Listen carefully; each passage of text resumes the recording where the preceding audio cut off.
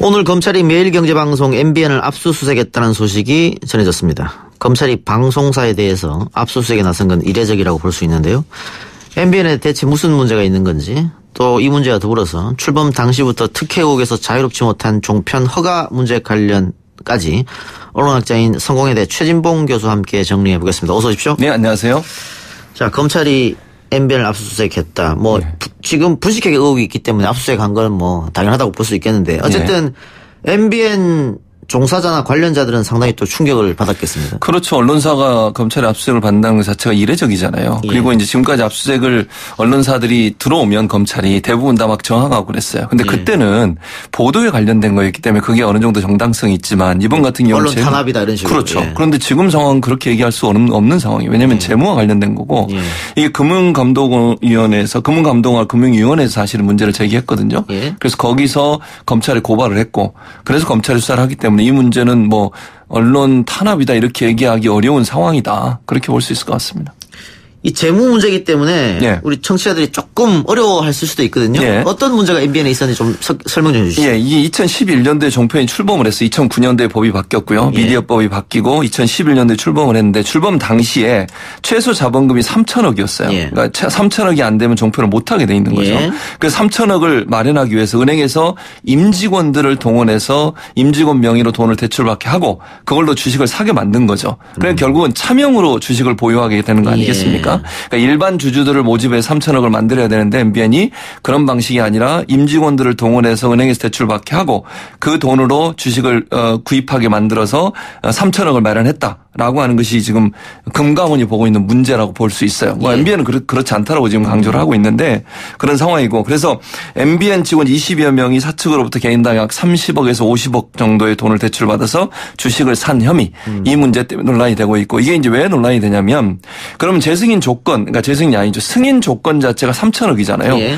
그 승인 조건 자체를 맞추기 위해서 불법적인 행위를 했다라고 볼 수 있고 만약에 사실이라는 예. 전제에 말씀드리면 그러면 승인 자체가 취소될 수 있는 상황이다 이렇게 볼 수 있는 거죠. 그렇네요. 예. 그러니까 쉽게 얘기하면 3천억 원이 필요한데 예. MBN에 그 현금으로 3천억 원이 없으니까 그렇죠.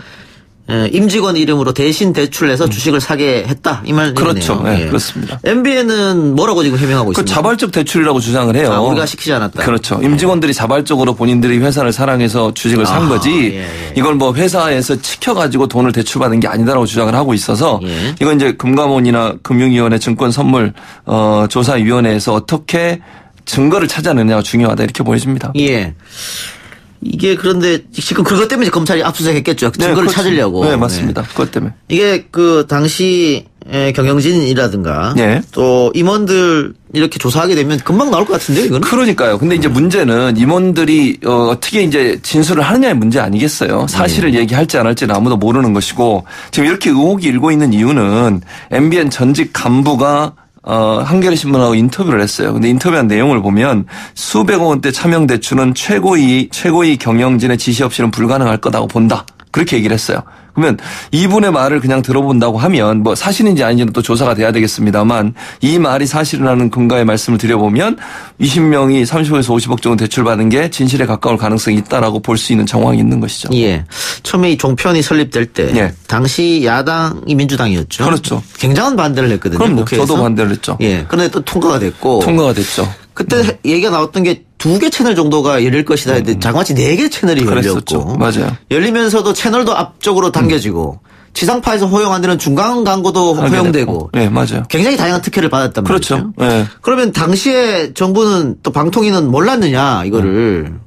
그냥 몰랐다면 무능한 거죠, 사실은. 안 그러겠어요? 방통위가 심사를 하는 주체인데 예. 이 정도도 파악하지 못하고서 그냥 그러면 그냥 막 내줬다고밖에 볼 수 없어요. 예. 승인을. 예. 그리고 승인을 4개 언론사를 특정해서 이제 해준 건데 그 당시에 지원을 했던 언론사들이 몇 군데 더 있습니다. 7, 8개 정도가 아마 지원한 걸로 제가 기억을 하는데 예. 그중에 4개를 선정했는데 그게 공교롭게 다 보수적 성향의 예. 언론사들이에요. 예. 그 당시 최수진 방통위원장 잘 아실 거고 이명박 정부 탄생할 때 보수 언론들이 일정 부분 기여했다는 그런 어떤 얘기도 있었고 예. 그래서 그 기여에 대한 어떤 반대급부로 종편을 승인해 준 게 아닌가 하는 그런 의혹이 많이 있었죠. 그 당시에.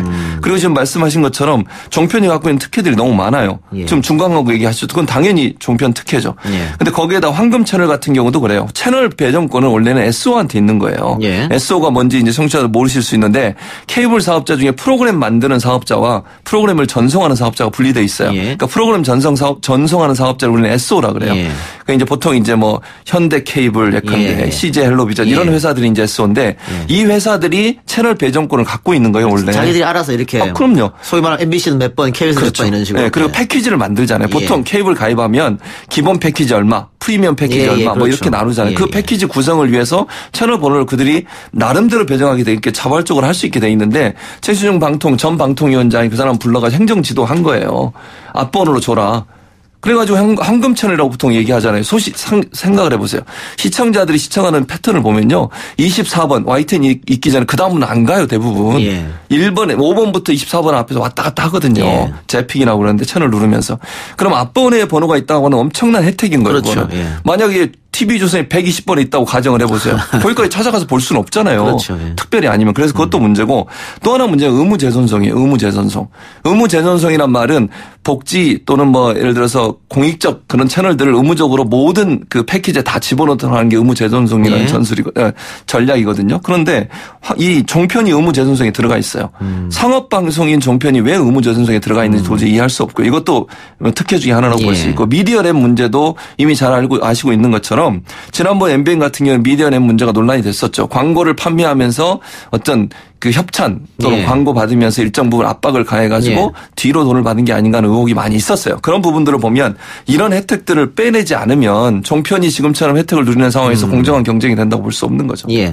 어쨌든 출범 당시에도 특혜다 이런 논란이 있었습니다만 예. 그렇기 때문에 몇 년 만에 재승인 심사를 해서 거기 통과하면은 그대로 채널이 유지된다 이런 예. 조건을 달았지 않습니까? 그렇죠. 그리고 말 그대로 종합편성 채널이기 때문에 예.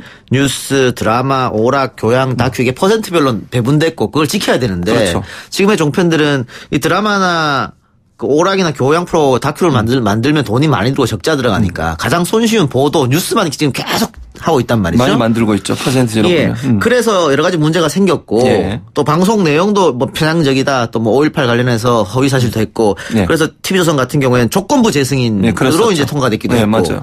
근데 어쨌든 지금까지 종편 4사가 다 그대로 재승인 받아서 했다 왔단 예. 말이죠. 근데 이번에 MBN은 이게 너무 큰 만일 범죄로 지금의 의혹이 범죄로 드러난다면 예. 굉장히 큰 범죄잖아요. 그렇죠. 그러면은 종편 재승인에 탈락시켜야 되는 거 아니냐. 네. 그런 얘기가 있을 수 예. 있죠. 그러니까 만약에 재승인 심사에서 저는 조건부 재승인 한 것도 저는 문제라고 봐요. TV조선 예. 조건부 재승인 했잖아요. 예. 왜 조건부 재승인을 합니까? 아니 법을 만들어서 법을 지켜야 되는 거잖아요. 예. 자꾸 이렇게 조건부 재승인하면 재승이라는 게 무슨 의미가 있어요. 아니 뭐 모든 방송사들이 적당히 해도 뭐 점수 미달돼도 과락이 돼도 소위 600점 이하는 과락이거든요. 과락이 돼도 다 조건부로 재승인 되는데 뭐하러 열심히 하겠어요. 적당히 하다가 방통위가 설마 우리를 문 닫게 할 것이냐 이런 생각하지 않겠어요? 예. 그런 전례를 만들면 안 된다고 저는 생각해요. 방통위가.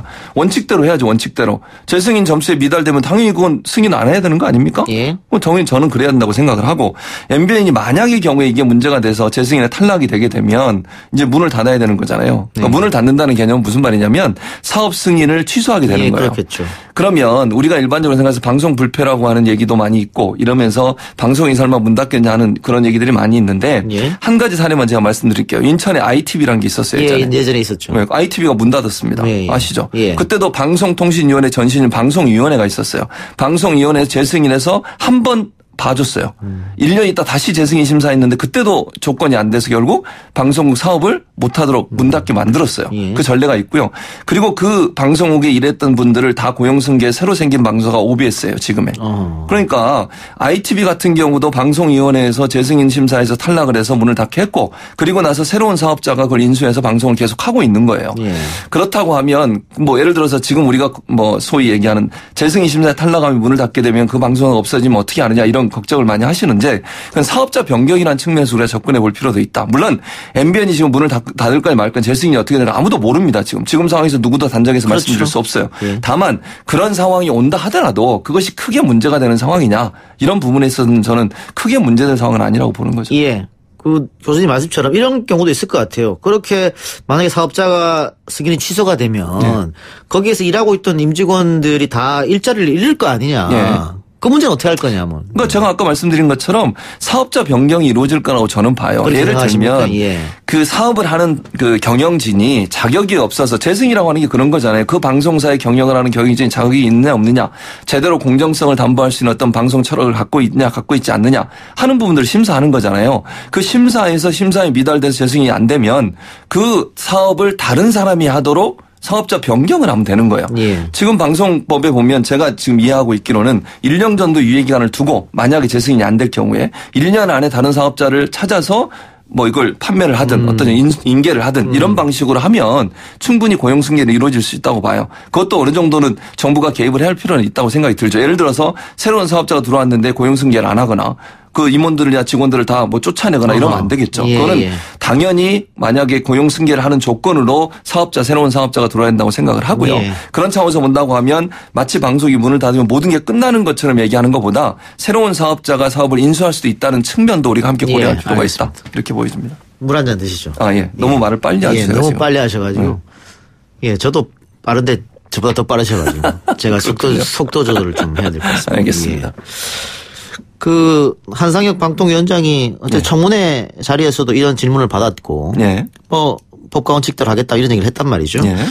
그런데 막상 승인을 취소 결정을 하게 되는 것. 그 자체가 굉장히 본인으로서는 부담일 수도 있지 않겠습니까? 부담되죠. 그리고 정권으로서도 부담돼요, 사실은. 예, 예, 특히 이제 만약에 어떤 종편 중에 어느 한 방송사를 승인 취소를 하게 되면 자유한국당이 가만히 있겠습니까? 예. 제가 볼 때는 뭐 난리 날 겁니다. 예. 뭐 방송 탄압이다, 언론 탄압이다 이렇게 얘기할 텐데 중요한 건 공정하게 심사를 하고 예. 심사위원들 원래 이제 심사가 어떻게 되냐면요, 심사위원회를 꾸립니다. 예. 방통위에서 심사위원회를 꾸리면 그 심사위원회가 그 독립된 곳. 제가 이제 왜 이걸 아냐면 2012년도에 제가 종편 심사를 했었어요. 심사위원으로. 예. 그러니까 아예 외부와 차단된 장소에서 심사를 하게 돼요. 자료를 가지고. 그리고 거기서 심사위원회에서 결정이 되면 최종 결정은 심사위원회에서 하는 게 아닙니다. 점수만 내요. 예를 들면 몇 점. 이렇게 지난번 같은 경우에 이제 600점이 안 됐죠. TV조선이. 예. 그 점수가 나오면 그 점수를 가지고 방통통신위원회 위원들 5명이 모여서 최종 결정을 합니다. 그러니까 심사위원회는 점수만 내고 그 점수를 가지고서 방송통신위원회 상임위원회에서 5명입니다. 구성이. 그 5명이서 모여서 회의를 하는데 거기에 야당 추천위원이 2명이 들어있어요. 그러니까 3명은 정부 여당이 추천한 위원들이고 2명은 야당이 추천한 위원들이기 때문에 거기서 협의하고 회의해서 어떻게 할 거냐를 결정하니까 그런 과정이 공정하게 이루어진다고만 하면 다른 뭐 정치적 계산 없이 정말 공정하게 이루어져서 거기서 만약에 재승인 심사를 재승인을 못하겠다고 결정이 나면 그대로 법대로 해야 되는 게 맞다고 봅니다. 예. 그럼 만일 그런 일이 벌어진다면 다른 종편도 이게 말로만 하는 게 아니구나. 예, 그렇죠. 이게 원칙과 법을 어기면은 이런 일도 벌어질 수 있구나라고 판단해서 아까 제가 얘기했던 정말 종합편성 채널을 만들 수도 있고. 그렇죠. 또 TV조선이나 채널 A에서 5.18 북한군 관여와 동시에 이야기했었거든요. 그렇죠. 그런 문제도 이제 이렇게 하면 안 되겠구나라고 생각할 수 있는 거겠죠. 당연하죠. 예. 그럼 좀 더 조심하고 좀 더 공정성을 지켜서 노력을 하겠죠. 그리고 TV조선 같은 경우 시민사회단체가 지금 고발해 놓은 상태예요. 주식거래 관련해서. 그래서 예. 그 부분도 지금은 MBN만 이렇게 문제가 되고 있지만 다른 종편들도 그런 부분이 있었는지 없었는지를 한번 검토할 필요가 있다. 방통위는. 왜냐하면 그런 의혹들이 많이 있고요. 예. 시민사회단체는 여러 가지 증거를 가지고서 그런 의혹이 있다고 검찰에 고소까지 한 상태이니까 이 부분을 방통위가 좀 깊이 봐야 돼요. 그리고 그 당시에 승인 처음 했을 당시에 종편들이 어떻게 승인이 됐는지 하는 과정을 다시 한번 돌아볼 필요가 있다. 그 당시에는 이명박 정부였거든요. 그렇게 언론 노조나 언론 시민사회단체, 언론학자들 모두 다 반대했어요. 거의 모두 다. 그렇죠. 물론 반대 안 한 사람도 있긴 했죠. 예. 몇 명. 누구라고 제가 말씀을 안 드리겠습니다만. 예. 그런 상황에서 이게 승인이 됐기 때문에 승인 과정이 제대로 검토가 안 되거나 아니면 심사가 제대로 안 됐을 가능성도 염두에 두고 한상혁 방통위원장은 이 부분을 다시 들여다볼 필요가 있다. 이렇게 생각합니다. 알겠습니다. 다른 주제로 갑시다. 예. 언론학자이니까 언론학자로서 예. 견해를 좀 밝혀주시기 바랍니다. 한겨레가 윤석열 검찰총장이 건설업자 윤중천 씨에게 접대를 받았고 검찰이 그런 이야기를 진술로 받았으면서도 수사하지 않고 덮었다. 예. 그런 의혹에 대해서 기사를 썼습니다. 그렇죠. 그리고 윤석열 총장이 여기에 대해서 사실이 아니다라고 발끈하면서 이제 고소고발을 했고 예. 자기의 부하들이라고 할 수 있겠죠. 네. 서부지검에다가 사건 배당했는데 다른 사람도 아니고 검찰총장이 언론 보도로 인해서 이거 명예훼손으로 고소 고발전을 벌이는 건 조금 너무한 거 아니냐 이런 시각이 있는데 어떻게 보십니까? 그렇죠. 이례적이죠 사실은. 그러니까 검찰총장은 사실 수사를 하는 최고위층, 수사 전체를 지휘하는 자리에 있는 사람이잖아요. 물론 뭐 한겨레가 어느 정도 신빙성을 갖고 있는지는 저는 잘 모르겠어요. 지금 상황에서. 근데 사실이 아니라면 이건 큰 문제이긴 합니다. 그건 저도 동의해요. 만약 사실이 아니라는 전자의 말씀을 드리면 그렇다 하더라도 검찰총장이 이렇게 고발을 하고 검찰이 수사하는 그런 모양새로 가는 것은 바람직하지 않다고 봅니다. 원래 원칙은요. 이게 언론중재위원회를 거쳐가는 것이 원칙이에요. 물론 직접 고소를 할 수 있습니다. 그러나 언론중재위원회를 왜 만들어놨겠어요. 이런 언론관계대 논란이 있을 때는 언론중재위원회 일단 제소해서 거기서 합의를 하고 합의가 안 됐을 경우에 사법적 절차를 밟는 것이 일반적입니다. 그런데 검찰의 수장인 검찰총장이 언론중재위원회도 통과하지 않고 그냥 일방적으로 그냥 본인의 억울함 때문에 고소를 했다? 이렇게 되면요. 고위공직자들이 언론을 상대로 해서 고소고발하는 게 난립하지 않겠어요? 그러니까 저는 윤석열 총장의 마음은 심적은 이해합니다만 그래도 고위공직자라고 하면 가능한 언론에 대해서 이렇게 너무 직접적인 고소를 하기보다는 언론중재위원회를 통해서 거기서 어떤 결론이 나온지를 보고 그래도 그게 도저히 본인이 볼 때 이해하기 어렵다고 하면 그건 고소로 가는 것은 어느 정도 이해가 되지만 바로 고소로 가는 것은 일반적으로 고위공직자들이 언론을 상대로 해서 어떤 고소고발을 남발할 수 있는 그런 위험성도 있기 때문에 그건 언론의 취재라든지 아니면 견제 역할, 고위공직자들에 대한 어떤 비판과 견제 역할을 약화시키거나 축소시킬 수도 있는 위험성도 있다 하는 점들을 좀 함께 고려해야 될 것 같습니다. 그리고 결과적으로 재판으로 갔을 때 이게 어떤 결과가 나올 것인가. 지난 정권 때 박근혜 대통령이 그 산케이 신문을 고소고발 했지 않습니까? 그랬었죠. 명예훼손으로. 그때도 7시간 동안 뭐 했느냐, 무슨 연애하는 거 아니야 이런 기사 때문에 결국 재판에서 무죄가 났거든요. 그래서 이 실효도 없는데 이렇게 하면 그냥 억압 이렇게 느껴질 수 있기 때문에 좀 조심해야 되잖아요. 그런 이야기 지금 하신 것 같고요. 그렇죠. 맞아요. 이건 어떻습니까? 그러면 검찰에 하지 말고 검찰은 자기랑 직접적인 관계가 있으니까 경찰에다가 오히려 수사를 의뢰했으면 어땠을까 그런 얘기도 있더라고요. 그것도 하나의 방법일 수 있죠. 경찰에다 수사를 의뢰하면. 근데 그것도 저는 언론중재위원회를 거쳐서 가는 게 좋다고 생각해요. 왜냐하면 언론중재위원회를 왜 만들어놨어요? 그러면 그런 일이 있을 때 거기서 중재하라고 언론중재위원회를 만들어 놓은 거예요. 근데 그 단계를 뛰어넘어서 그냥 바로 수사를 해달라고 요청을 해버리면 본인이 직접 수사를 지휘하는 그런 기관에서 수사하는데 검찰총장의 눈치를 안 보길 바라지만 그게 안 보기가 쉽겠습니까? 구조적으로 봐서 그런 어려움이 있다는 생각이 들고 또 하나는 처벌받을 수 없다고 생각하는 이유는 단 한 가지만 제가 설명을 해드릴게요.